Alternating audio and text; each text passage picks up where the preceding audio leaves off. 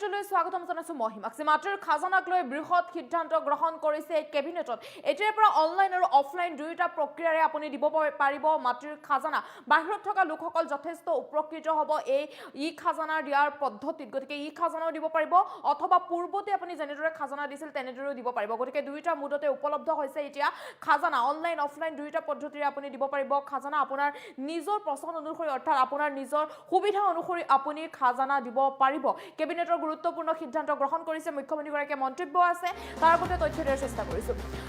মাটিৰ খাজানা আদায়ক লৈ কেবিনেটৰ বৃহৎ সিদ্ধান্ত কেবিনেটে বৃহৎ সিদ্ধান্ত গ্ৰহণ কৰিছে মাটিৰ খাজানাক লৈ ডিজিটেল আৰু মেনুৱেল দুয়োটা পদ্ধতিৰে আদায় দিব পাৰিব আপুনি এতিয়াৰ পৰা মাটিৰ খাজানা অনলাইনৰ জৰিয়তে দিব পাৰিব অথবা অফলাইনৰ জৰিয়তে আপুনি দিব পাৰিব মাটিৰ খাজানা ই খাজানা ব্যৱস্থাৰ জৰিয়তে বাহিৰত থকা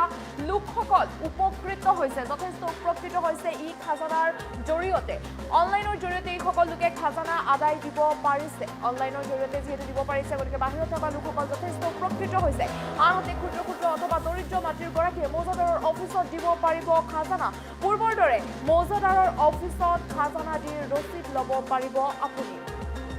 কেবিনেটে মুকলি কৰিলে মেনুৱেল আৰু ডিজিটেল দুয়োটা পদ্ধতি মেনুৱেল আৰু ডিজিটেল দুয়োটা পদ্ধতি কেবিনেটে মুকলি কৰিছে মাটিৰ খাজানা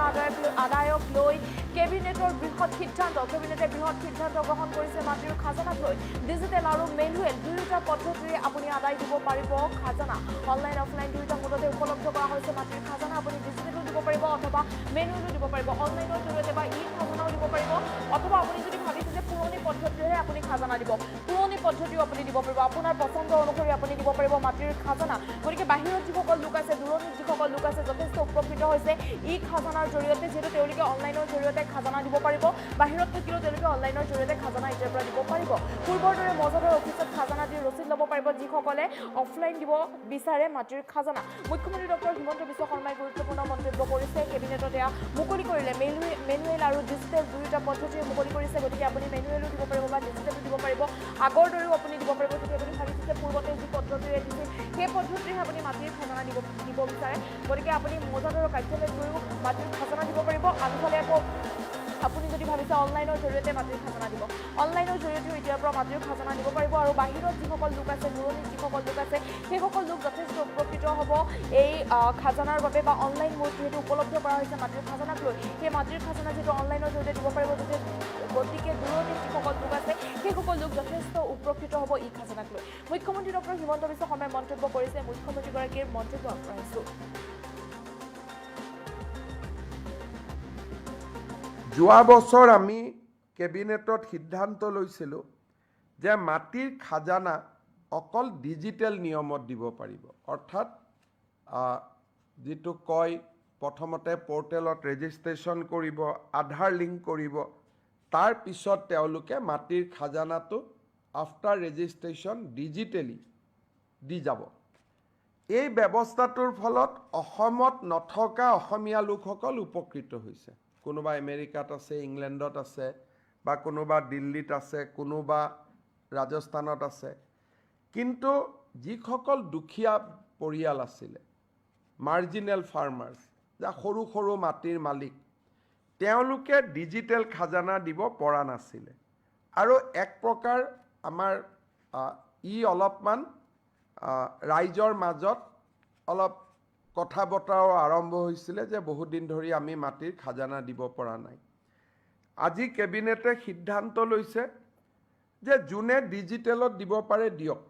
সেই ব্যৱস্থাটো চলি থাকক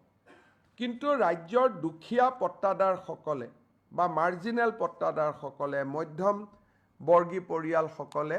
মাটিৰ খাজানা দিওঁতে যাতে কষ্ট নাপায় আগৰ দৰে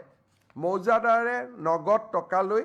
যি মাটিৰ খাজানা ৰিচিপ্ট দিয়াৰ যিটো ব্যৱস্থা আছিল সেই ব্যৱস্থাও চলি থাকিব অৰ্থাৎ এফালে আমি মেনুৱেলিও মাটিৰ খাজানা দিব পাৰিম আৰু কোনোবা দূৰত আছে 200 টকা খাজানা আহিবৰ কাৰণে অসুবিধা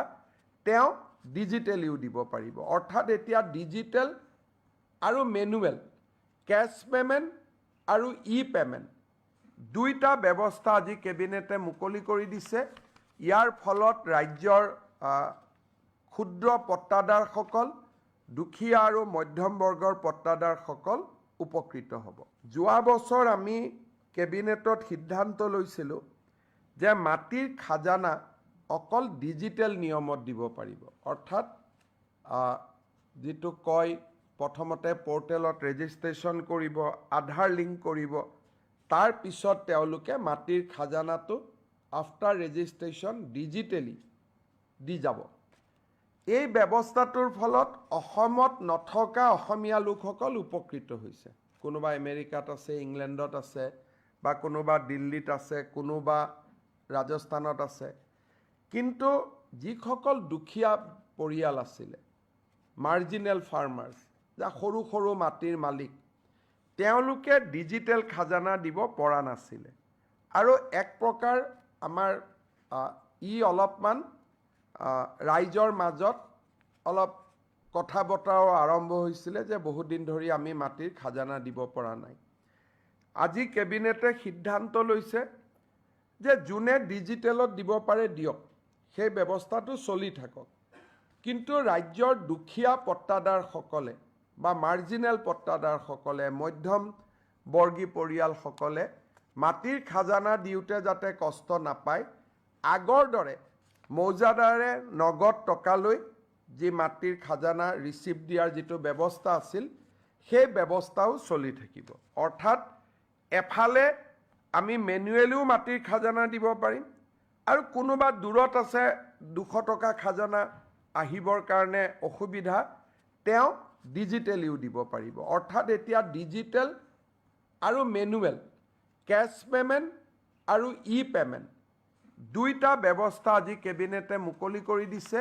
ইয়াৰ ফলত ৰাজ্যৰ ক্ষুদ্ৰ পট্টাদাৰসকল,